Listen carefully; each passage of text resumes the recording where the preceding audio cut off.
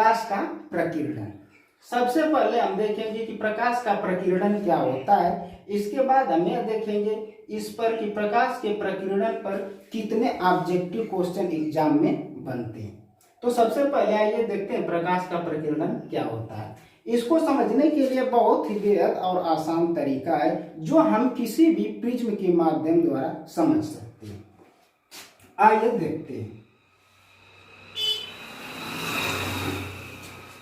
जब कोई श्वेत प्रकाश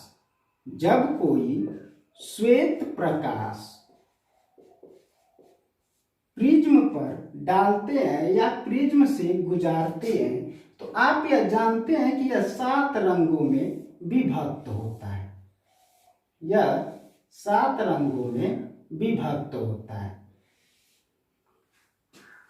यह 7 रंगों में विभक्त होता है और इसका नाम विबग्योर के नाम से देते हैं, जिसे हिंदी में बैनी आर पिनाला कहते हैं। और नामांकन आप जानते हैं कि हम इसे नीचे से करते हैं। सबसे नीचे जो कलर होता है उसे बोला जाता है वायलेट कलर, जिसे हम बोलते हैं बैगनी रंग। और ऊपर जो होता है यह लाल रेड कलर होता है, जिसे हम हिंदी में बोलते हैं लाल। इस बैगनी रंग का जो तरंगदैर्घ्य होता है यह 3900 एंगस्ट्रॉम होता है और रेड रंग का जो तरंगदैर्घ्य होता है यह 7800 एंगस्ट्रॉम होता है। रेड रंग का तरंगदैर्घ्य या आप कह सकते हैं पावर शक्ति लाल रंग की 7800 एंगस्ट्रॉम और बैगनी रंग का 3900 एंगस्ट्रॉम। आइए देखते हैं कि इसका प्रकीर्णन कैसे होता है। जब कोई प्रकाश गति कर रही है, जब कोई प्रकाश गति कर रही होती है तो इसके रास्ते में इस वायुमंडल में उपस्थित अनेक प्रकार के धूल कण जलवाष्प आ जाते हैं, जिससे प्रकाश के टकराने से इनका प्रकीर्णन हो जाता है। ये प्रकाश फैल जाते हैं, विखंडित हो जाते हैं, अर्थात इनका प्रकीर्णन हो जाता है। और हमको सबसे अधिक और इस घटना को ही कहते हैं, इस फैलने की घटना को ही बोलते हैं प्रकाश का प्रकीर्णन। आइए हमें देखते हैं कि फैलने के क्रम में किस रंग का प्रकीर्णन पहले होता है और किस रंग का प्रकीर्णन बाद में होता है। तो जिस कलर के लाइट का तरंगदैर्घ्य कम होगी उसका प्रकीर्णन अधिक होगा और जिस कलर के लाइट के तरंगदैर्घ्य अधिक होगी उसका प्रकीर्णन कम होगा। जैसे यहाँ पे देखते हैं कि वायलेट कलर की जो लाइट है इसका इन सब से कम तरंगदैर्घ्य है। इस 3900 एंगस्ट्रॉम से लेकर 7800 एंगस्ट्रॉम के बीच अन्य इन किरणों का भी एंगस्ट्रॉम में तरंगदैर्घ्य का मान होता है। तो सबसे कम बैगनी का होता है और सबसे अधिक तरंगदैर्घ्य लाल रंग की होती है। आइए देखते हैं इनका प्रकीर्णन कैसे पहले होता है। जब कोई प्रकाश गति करता है तो वह गति करते हुए पृथ्वी तक उसे पहुंचने में सपोज कर लेते हैं कि मान लीजिए हमारा सूर्य है। जब सूर्य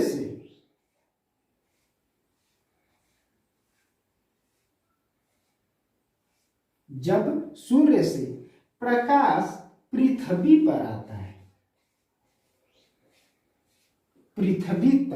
आता है, या हमारे सपोज करते हैं कि पृथ्वी, सूर्य से प्रकाश पृथ्वी तक आ रहा है। तो जिस कलर की लाइट का तरंगदैर्घ्य कम होता है उनको अधिक दूरी तय करने के कारण उनका प्रकीर्णन बीच में ही हो जाता है।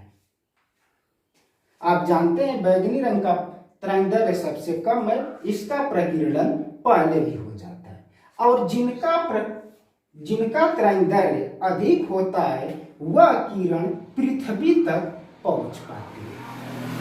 ठीक, अर्थात लाल रंग का प्रकीर्णन कम होता है, वायलेट कलर की लाइट का प्रकीर्णन अधिक होता है। यहां से आपके एग्जाम में क्वेश्चन उठता है कि किस रंग का प्रकीर्णन कम और किस रंग का प्रकीर्णन अधिक होता है। तो आपको हमने बताया है कि जिस कलर के लाइट की तरंगदैर्घ्य कम होगी उस प्रकार की लाइट अधिक फैलेगी, जब अधिक फैलेगी तो उसका प्रकीर्णन अधिक होगा, और जिस कलर के लाइट का तरंगदैर्घ्य अधिक है वो कम फैलेगी तो उसका प्रकीर्णन कम होगा। तो दो क्वेश्चन यहाँ से आते हैं।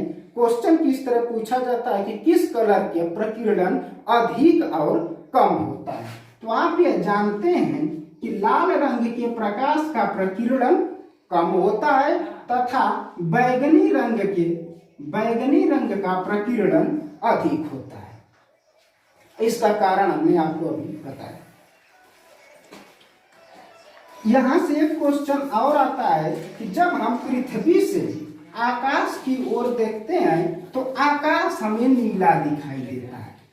आकाश नीला दिखाई देता है, ऐसा क्यों?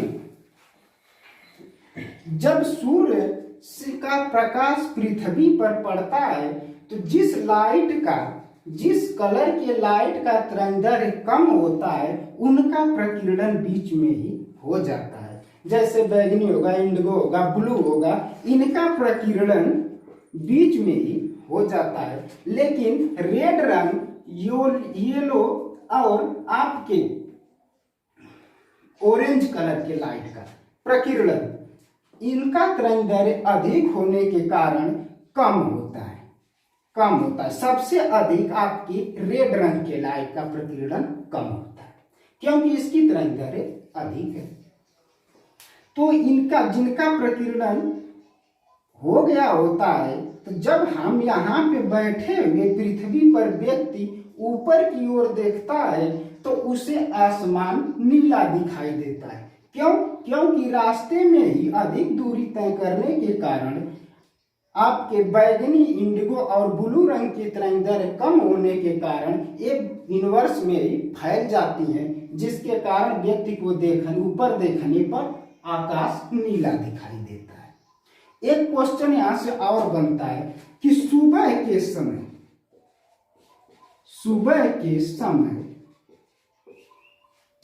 तथा सूर्यास्त के समय, सुबह के समय तथा शाम के समय सूर्य लाल क्यों दिखाई देता है? तो वो भी आपके प्रकाश के प्रकीर्णन का ही कारण है। आकाश नीला क्यों दिखाई देता है? ये भी प्रकाश के प्रकीर्णन का ही कारण था। अब आया है क्वेश्चन, सुबह के समय तथा शाम के समय सूर्य लाल क्यों दिखाई देता है? तो ये भी आपके प्रकाश का प्रकीर्णन है। आइए देख लेते हैं कैसे ये लाल दिखाई देता है। जब सूर्य से प्रकाश पृथ्वी पर पहुंचता है तो अन्य तरंग के प्रकाश जो होती हैं उनके तरंगदैर्घ्य कम होने के कारण उनका प्रकीर्णन हो जाता है, बीच में प्रकीर्णन हो जाता है। लेकिन रेड रंग की तरंगदैर्घ्य अधिक होने के कारण इनका प्रकीर्णन नहीं हो पाता है और रेड रंग की ही प्रकाश इस पृथ्वी पर पहुंचती है, जिसके कारण हमें पृथ्वी से देखने पर सूर्य लाल रंग का दिखाई देता है।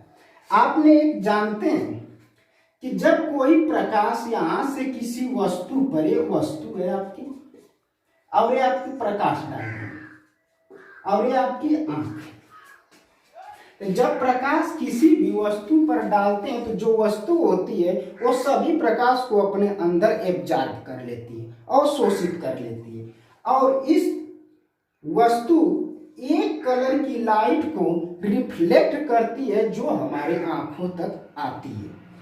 इस लाइट जिस लाइट को रिफ्लेक्ट करती है उसी कलर की ये वस्तु होती है, ठीक, उसी कलर की यह वस्तु होती है। अर्थात यदि वस्तु लाल होती है तो रेड रंग की कलर को यह रिफ्लेक्ट करेगी और शेष सभी प्रकाश के किरणों को वह अवशोषित कर लेगी।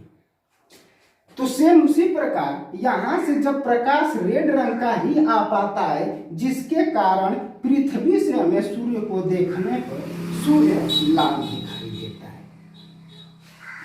इसी प्रकाश में आपको बताएंगे हम प्रकाश का परावर्तन, अपवर्तन, वर्ण विक्षेपण, व्यक्तीकरण, ध्रुवण, आगे अनेक प्रकार के टाइप जो भी इसमें आता है सेक्शन सब लेकर के आएंगे। आपके लिए आज का सेक्शन इसी जगह समाप्त करता हूं और आप इस चैनल को सब्सक्राइब कर लीजिए, जितना से ज्यादा शेयर कीजिए।